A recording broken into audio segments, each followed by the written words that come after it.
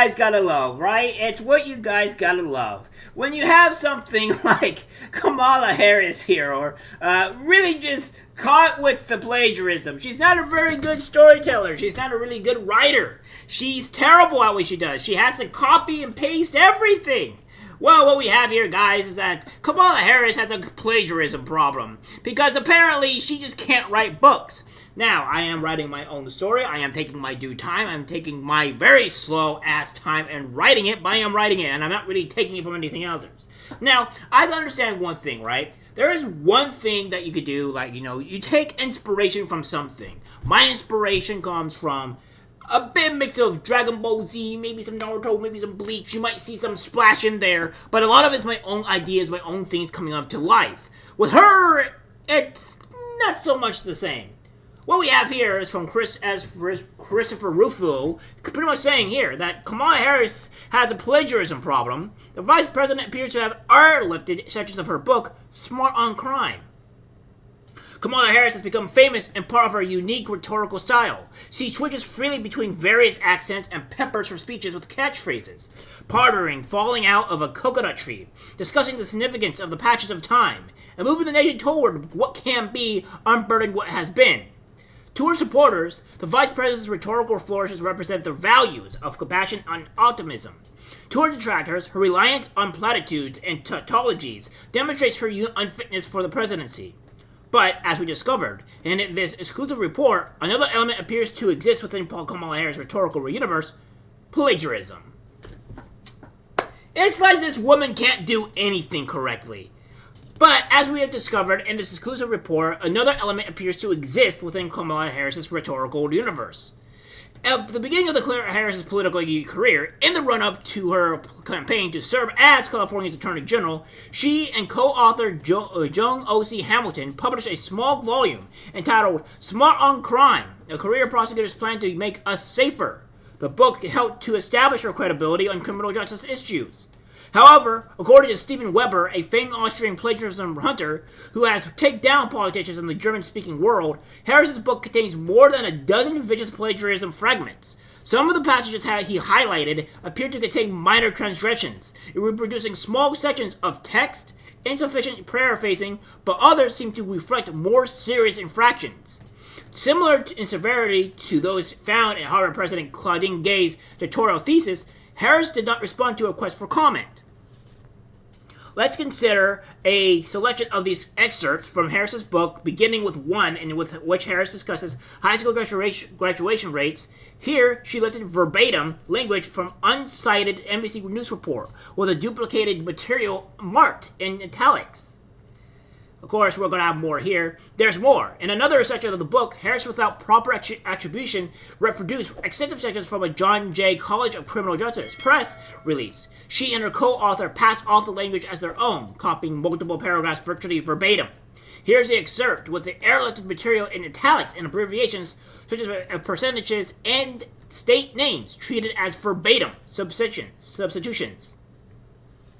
In a section about a New York court program, Harris stole long passages directly from Wikipedia, long considered an unreliable source. She not only assumes the online encyclopedia's accuracy, but copies its language nearly verbatim, without citing the source. Here's Harris's language with the duplicated material in italics, based on the page as it appeared in December 2008, before she published the book. Again, what we have here is, to make matters worse, in duplicating Wikipedia's language, Harris seems to have missed critical information and misstated a relevant detail. She claims in prose, identical to the online encyclopedias, that illegal vending was down 24%. As a result of the court's policies, early in the paragraph, Harris cites the Bureau of Justice Assistance report to substantiate the figure, but she made a mistake. On Wikipedia, the 24% figure was apparently tied to a different report, which found that arrests for unlicensed vending, rather than unlicensed vending as such, fell by 24%. Emphasis, mine. Her reliance on Wikipedia, an unreliable source, led to an unreliable conclusion. While the BGA report was not the proper source for their 24% claim, it did appear in the Wikipedia entries list of citations, and apparently was a fruitful resource for Harris and her co-author as they reproduced substantial portions of its sentences. Here's a passage in Harris's book with duplicated material from the BGA report noted in italics. So, yeah, this is what's all going on here.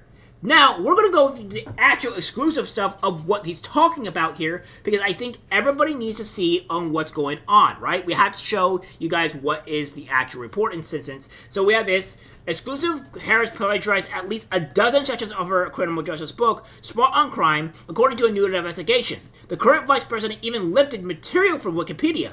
We have the receipts. So, what we have here is, the investigation was conducted by Stephen Weber and a famed Austrian plagiarism hunter, etc., etc. So, here's what the Claudine gave the thesis. It says here, the plagiarism hunter terrorizing the German-speaking world, and we have this here from Summary of Findings, Plagiarism in the book Smart on Crime by Kamala Harris. Kamala Harris copied virtually an entire Wikipedia article into her book without providing any attribution to Wikipedia. Kamala Harris fabricated a source reference, inventing a non-existent page number. The self-promotional content from Goodwill Industries was copied verbatim without citing the source. Goodwill Industries was her primary partner in the Back on Track program. And in many other instances, even when a source was cited with a footnote, the text was directly copied and pasted without using quotation marks. Quotation marks would have been the most transparent and honest approach, also in a non-academic books.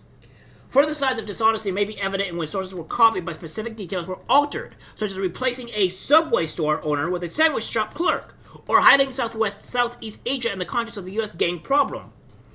And again, we have more. We can begin with a passage in which Harris discusses high school graduate rates here. She lifted verbatim language from the uncited AP and NBC News report. This is what Kamala Harris said. In Detroit's public schools, only 25% of the students who enrolled in grade 9 graduated from high school, while 30.5% graduated in Indianapolis public schools, and 34% received diplomas in the Cleveland Municipal City School District. Overall, about 70% of the U.S. students graduate from public and private schools on time with a regular diploma, and about 1.2 million students drop out annually. Only about half of the students served by the public school systems in the nation's largest cities receive diplomas. Now, this is what the Associated Press had to say about this, aka AP News. The report issued by America's Promise Alliance found that about half of the students served by the public school systems in the nation's largest cities received diplomas. Is this sounding familiar, guys? Nationally, about 70% of U.S. students graduate on time with a regular diploma, and about 1.2 million students drop out annually. And then, of course, it goes on again to say, in Detroit's public schools, percent of the students graduated from high school, while 30.5% graduated in Indianapolis public schools, and 30.1% received diplomas in the Cleveland Municipal City School District. So, it was pretty much all plagiarized. The only thing that ended up happening here was that the red text was switched with the top text of Kamala Harris, and the actual, browner text was all the way at the bottom instead of starting at the start, while the middle of the text was stayed the same. So she didn't really do much. She just switched two things around and kept the thing originally. That's insanity. It goes on to here to say this entire thing was plagiarized. So, in another section of the book, Harris, without proper attribution, reproduced extensive sections from John Jay College of Criminal Justice press release. She and her co-author passed off the language as their own, copying multiple paragraphs virtually verbatim. So, what she said here, and this is pretty much exactly what John Jay College of Criminal Justice said. So, there's no difference here. And it goes on to say, High Point had its first face-to-face meeting with drug dealers from the city's West End neighborhood on May 18, 2004. The drug market shut down immediately and permanently with a sustained 35% reduction in violent crime. High Point repeated the strategy in 3 additional markets over the next 3 years. There is virtually no remaining public drug dealing in the city, and serious crime has fallen 20% citywide. Again, we're gonna go with this. The High Point strategy has since been implemented in Western Salem, Greensboro, and Raleigh, North Carolina, in Providence, Rhode Island, and in Rockford, Illinois. The U.S. Department of Justice is launching a national program to replicate the strategy in 10 additional cities. Now, the only thing that the John Jay College of Criminal Justice didn't put in was the additional part. Everything else was the same. And it goes on here, on and on and on. So it goes on here from Kamala Harris, pretty much saying this: the Midtown Community Court was established as a collaboration between the New York State Unified Court System and the Center for Court Innovation. The court works in partnership with local residents, businesses, and social service agencies to organize community service projects and provide on-site social services, including drug treatment, mental health counseling, and job training. Low-level offenders to pay back the neighborhood through community service, while at the same time it offered them help with problems that often underline criminal behavior. The only thing that was changed was these two here. And again, it's the same thing here and then here. We have a person that is consistently plagiarizing things. This person is just not worth it. Guys, what are we doing here? This is saying from Wikipedia, man. And what we have here, again, Harris also copied language from the Bureau of Justice Assistance report, which was linked in the Wikipedia entry. It goes on. Kamala Harris, this is from the Bureau of Justice Assistance. Take West Palm Beach, Florida. This residential neighborhood on the outskirts of downtown struggles with a high crime rate. Although West Palm Beach is less than 1 mile from Palm Beach, one of the most affluent cities in the country, more than a third of the town's residents live in poverty and unemployment is high. The community is full of deteriorated houses and businesses, vacant lots with discarded mattresses and piles of trash, and litter strewn throughout the yards, throughout the streets, sidewalks, yards, and parks. At the time, the community considered adding to a court. No new businesses had opened in the area, and few new houses had been built in the recent years. That's what she took from the Bureau of Justice Assistance. And then, what she takes from Urban Institute is participants meet 6 days a week for 12 hours a day and take part in an intensive schedule that involves classes, group learning, and group counseling designed to help them take a hard look at the violence in their lives. When the men are released after serving their sentences, they continue a 6-month substance abuse program or continue in their post-release education program.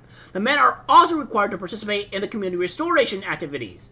To begin to make amends for the impact of the violence on the community, RSVP conducts workshops and discussions at high schools and other public events to increase awareness about violent crime. Here we go. Again, the only reason why I'm not reading side by side because they're exactly the same thing. The only difference was from the Urban Institute saying under this piece, inmates program and drama, and that's about it. After in some of these other things, so she pretty much copy and pasted practically everything with no quotes. When people, or when you're making, when somebody's talking, or when somebody's making a quote or whatever, or saying something, you put quotes to show that they're actually saying this, and she's not doing that. And this is just insanity here. This is insanity. She's a plagiarism person, and everything about her is 100% fake. There's nothing true about her. There's nothing real about her, and it's just disgusting. This is going to be our president, guys, if we just let her go through. It's quite insane. All right, guys, that's it for the video. Like, subscribe, share. As always, take care, my friends. I'm disgusted by what I see in public. Even people closest to us can't be trusted, because it's algorithmic disease, the social media.